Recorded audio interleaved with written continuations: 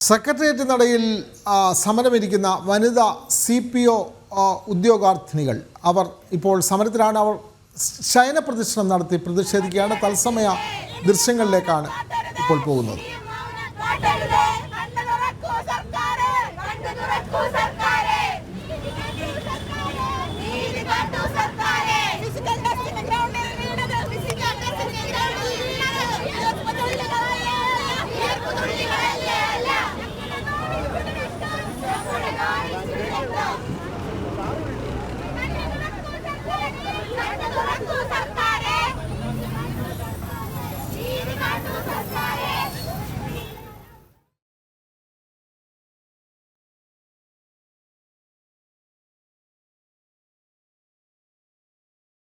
വിവരങ്ങളുമായി പ്രശാന്ത് ശങ്കരമംഗലത്ത് ചേരുന്നുണ്ട്. പ്രശാന്ത്, നമുക്കറിയാം സെക്രട്ടേറിയറ്റിന് മുമ്പിൽ പ്രതിഷേധം കടുപ്പിക്കുകയാണ് വുമൺ CPO ഉദ്യോഗാർത്ഥികൾ.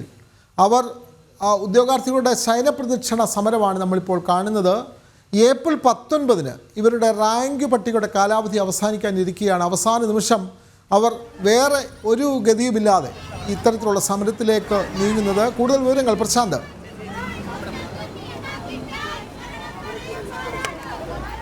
വിനോദ, റാങ്ക് ലിസ്റ്റ് കാലാവധി അവസാനിക്കാൻ ഇനി ദിവസങ്ങൾ മാത്രമാണ് ബാക്കിയുള്ളത്. ഇതോടെ പ്രതിഷേധം ശക്തമാക്കുകയാണ്. കഴിഞ്ഞ വർഷം റാങ്ക് ലിസ്റ്റിൽ ഉൾപ്പെട്ട ഉദ്യോഗാർത്ഥികളാണ് ഇപ്പോൾ പ്രതിഷേധവുമായി എത്തിയിരിക്കുന്നത്, ശയനപ്രദക്ഷിണവുമായി എത്തിയിരിക്കുന്നത്.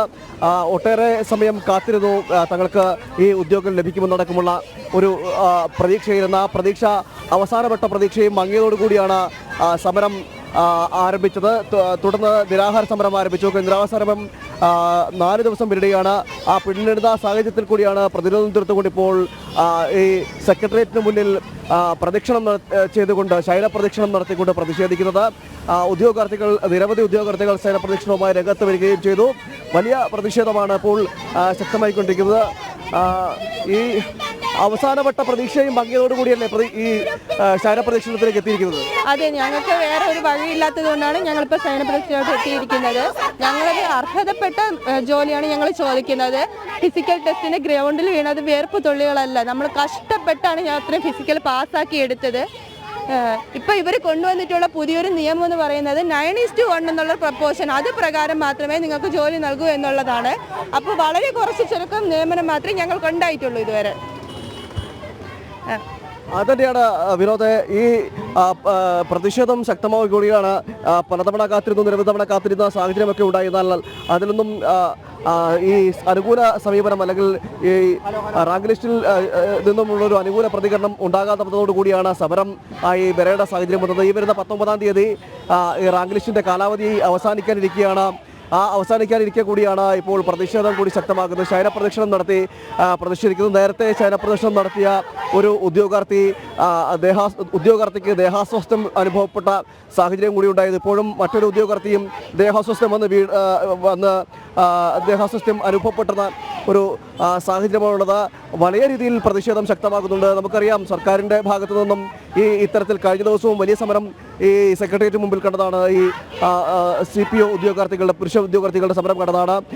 അതിന് പിന്നാലെയാണ് വീണ്ടും വനിതാ ഉദ്യോഗാർത്ഥികളും സമരവുമായി രംഗത്ത് വരുന്നത്. സർക്കാരിൻ്റെ ഭാഗത്തു നിന്നും അനുകൂല നടപടികളൊന്നും ഉണ്ടാകാത്ത ഒരു സാഹചര്യം ഉണ്ടാവുകയാണ്. നേരത്തെ പലതവണ ഈ റാങ്ക് ലിസ്റ്റിൽ ഉൾപ്പെടുമെന്നടക്കമുള്ള വിശ്വാസമുണ്ടായിരുന്നു. ആ വിശ്വാസത്തോടെ കാത്തിരുന്നിട്ടും ഒരു നടപടികളും ഉണ്ടാകാതെ വന്നതോടുകൂടി തന്നെയാണ് ഈ അവസാനവട്ട പ്രതീക്ഷ എന്ന നിലയിലേക്ക് ഇപ്പോൾ പ്രതിഷേധം കൂടി കനപ്പിക്കുന്ന നിലയിലേക്ക് എത്തുന്നത്. പ്രതിഷേധം തീർത്തുകൊണ്ട് സർക്കാരിൻ്റെ ഭാഗത്തു നിന്നും സർക്കാരിൻ്റെ കണ്ണു തുറക്കും, അധികൃതരുടെ കണ്ണു തുറക്കും എന്നൊരു വിശ്വാസത്തിൽ ഈ സമരവുമായി രംഗത്തിറങ്ങുന്ന ഒരു സാഹചര്യം ഉണ്ടാകുന്നത്. ഇപ്പോൾ ഈ സമരത്തിൽ പങ്കെടുത്ത, ഈ ശയന പ്രദർശനത്തിൽ പങ്കെടുത്ത ഒരു